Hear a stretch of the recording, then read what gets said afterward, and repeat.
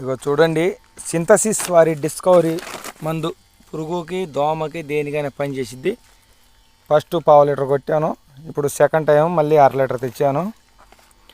అర లీటర్ తెచ్చి కలుపుతున్నాను. దీంట్లో న్యూట్రియన్స్ ఏదైనా కలుపుకోవచ్చండి.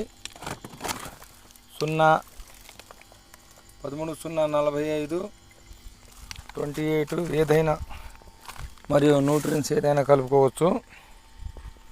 డిస్కవరీ మందులో ఏదైనా కలిసిద్ది.